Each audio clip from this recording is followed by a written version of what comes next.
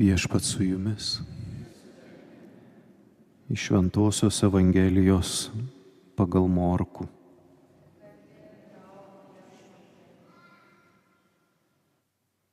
Anuo metu apaštalai susirinko pas Jėzų ir apsakė jam visą, ką buvo nuveikę ir ko mokę.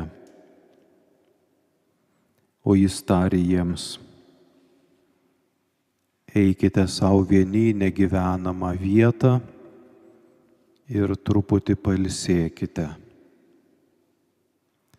Mat daugybė žmonių ateidavo ir išeidavo ir jiems nebūdavo kada nė pavalgyti. Taigi jie išplaukė valtimi į negyvenamą vietą, į vienumą. Žmonės pastebėjo juos išplaukiant ir daugelis tai sužinojo. Iš visų miestų žmonės subėgo tenai pėsti ir net pralenkė mokinius. Išlipę į krantą, Jėzus pamatė didžiulę minią ir jam pagailo žmonių, nes jie buvo tarsi avys be piemens. Ir jis pradėjo juos mokyti daugelio dalykų. Tai Viešpaties žodis. Evangelijos žodžiai tenaikina mūsų klaidas.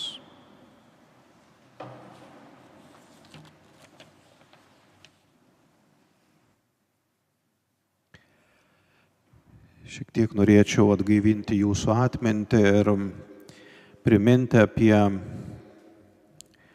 Dievo žodį, kuris skambėjo prieš eilę sekmadienių.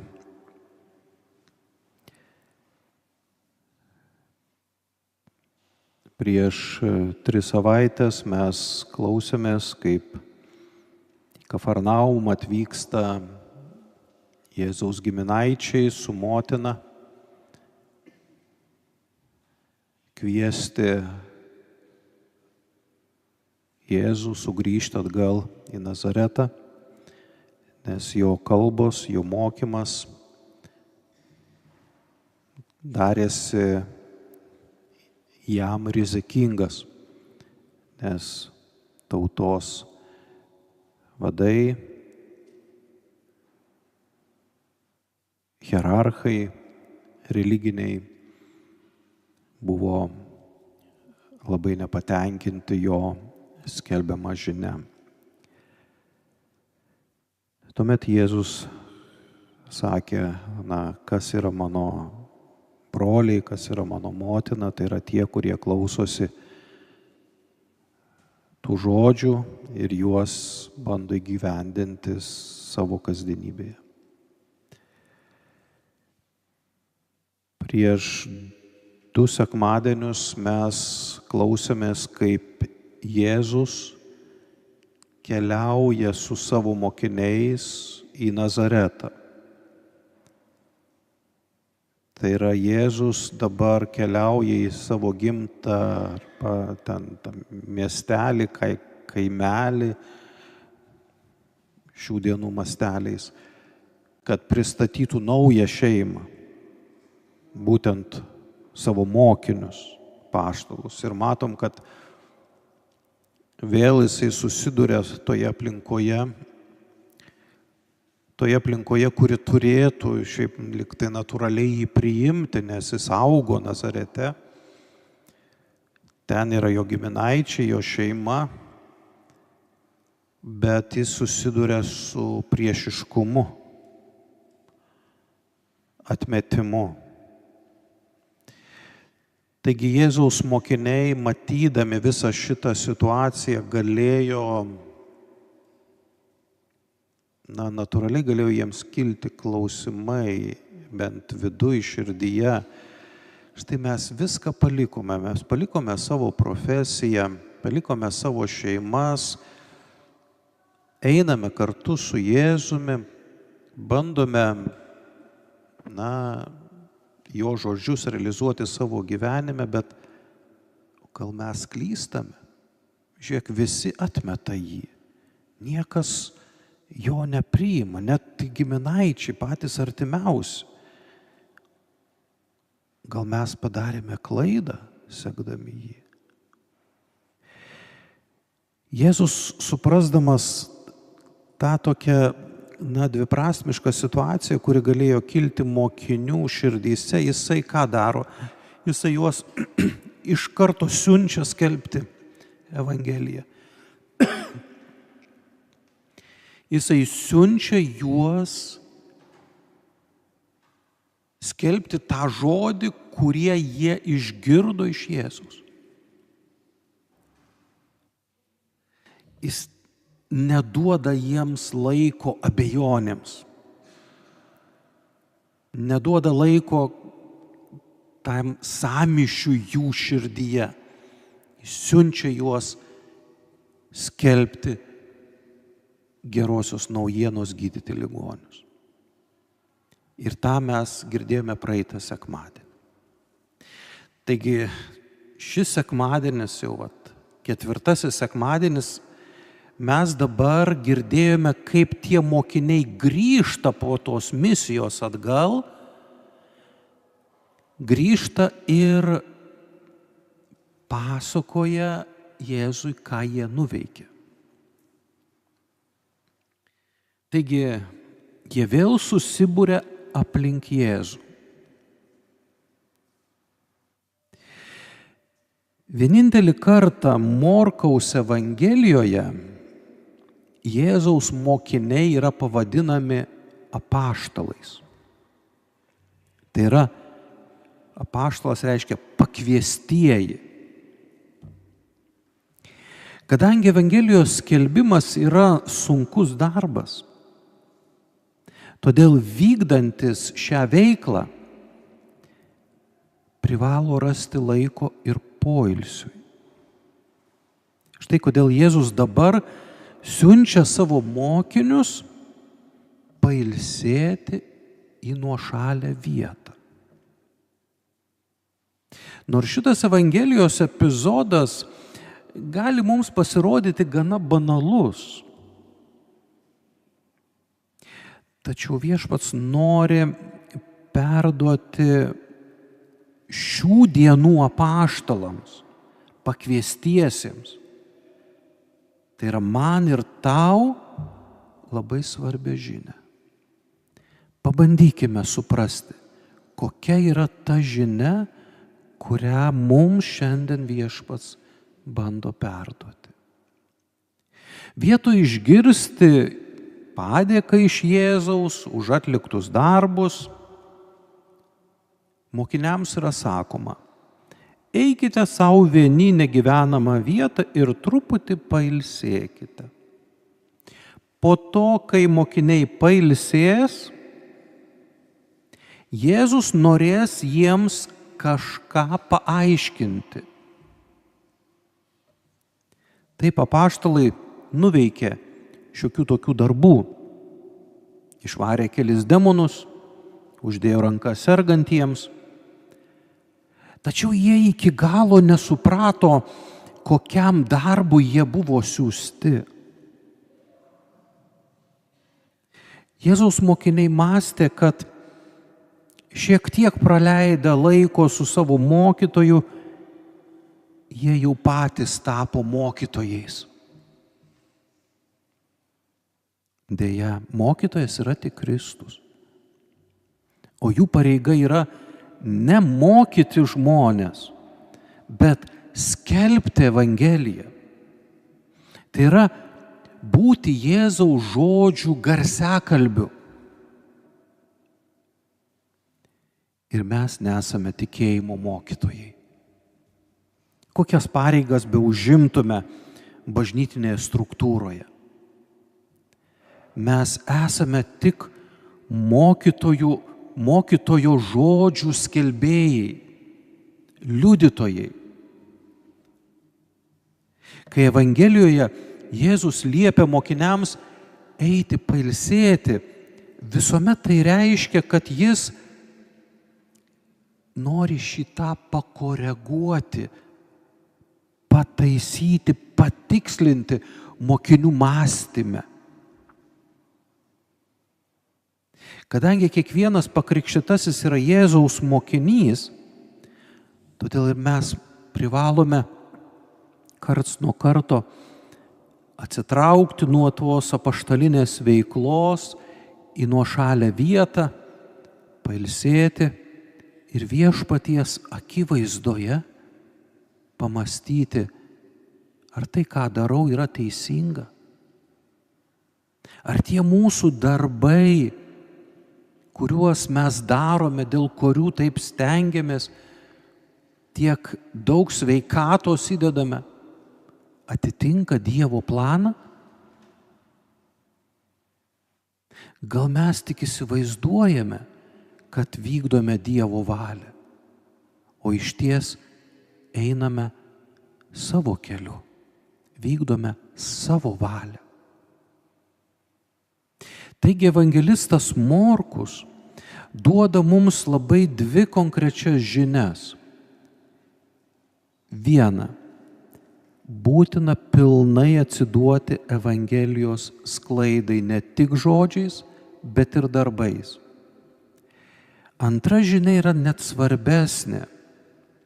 Yra labai didelis pavojus, kad per visus tuos savo evangelizacinius darbus, per visas veiklas galima prarasti ryšį su darbdaviu. Tai yra su Jėzumi Kristumi. Todėl būtina turėti to laiko pasitraukti nuo šalia vietą, atsitraukti nuo įvairiausių savo veiklų, kad asmeniškai galėtume pabūti su viešpačiu ir įsivertintume tuos darbus, žvelgdami Dievo akimis. Tai labai yra svarbu. Mūsų karjera, mūsų darbai, mūsų šeimos reikalai, visi kiti dalykai. Paklausia, o kaip Dievas mato? Taigi jie išplaukė valtimi į negyvenamą nuošalę vietą. Negyvenama vieta reiškia dykumą, kur Izraelio tauta praleido nemažai laiko, kad būtų viešpaties mokomi. Tai ta dykuma, kuomet jie keliavo iš Egipto vergovės į pažadėtą žemę. Tačiau žmonės pastebėjo juos išplaukiant ir daugelis tai sužinojo. Iš visų miestų žmonės subėgo tenai pėsti ir net pralenkė mokinius. Vėl sutinkame žmonės, kurie ieško mokytojo. Nes tik jis vienas žino žodžius, kurie teikia gyvenimą ir viltį.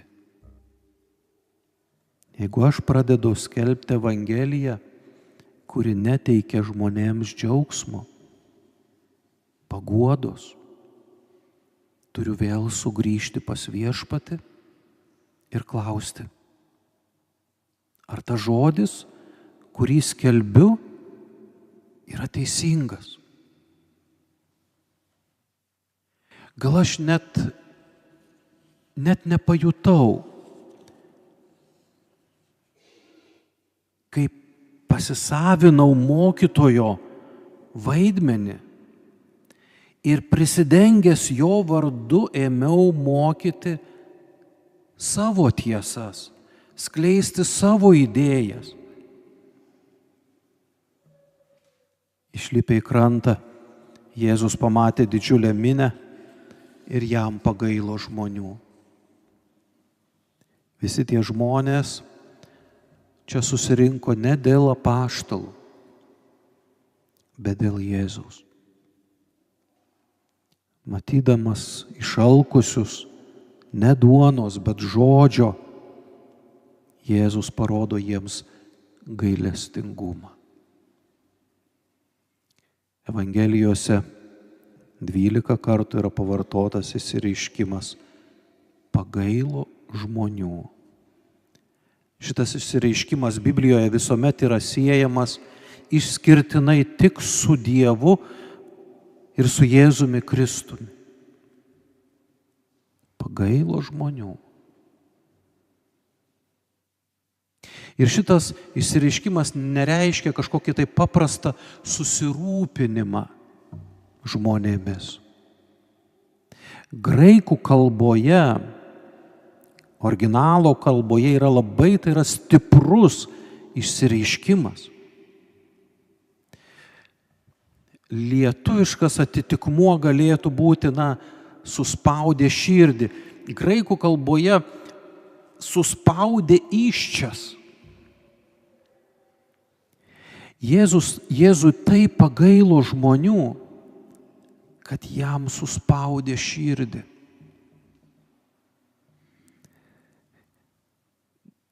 Geresnis atitikmuo būtų, jeigu mes, kai kalbame apie nėščią moterį, žmona vyrui sako, tu net neįsivaizduoji, ką reiškia nešioti savyje kūdikį. Taigi Dievui mes esame kaip tas kūdikis motinos įsčiose. Šis emocinis pasireiškimas Evangelijose yra taikomas, kaip minėjau, tik Dievui ir Jėzui. Panašų emocinį išgyvenimą turi taip pat jausti ir krikščionys, žvelgdami į visuomenę ir pasaulį. Šią motinišką jauseną turi turėti visi, kurie darbuojasi Evangelijos labui. Jokia bausmė, joks teisingumas, tik gailestingumas yra krikščioniško skelbimo turinys. Matydami sudėtingus reiškinius pasaulyje, juos vertiname ne keršto ar tariamo teisingumo perspektyvoje, dantis už dantį, akis už akį, bet taip, kaip juos vertina Kristus. O jis sako, jie buvo tarsi avys be piemens. Taigi, ką daro Jėzus, matydamas tokį pasaulį? Jis jo nekeikia, negrasina susidoroti su niekadėjais, bet labai kantriai ir nuoširdžiai moko.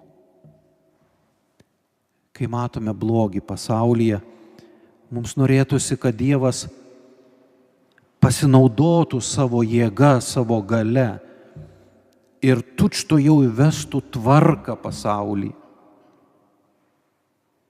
O kai jis to nepadaro, pykstame ant jo.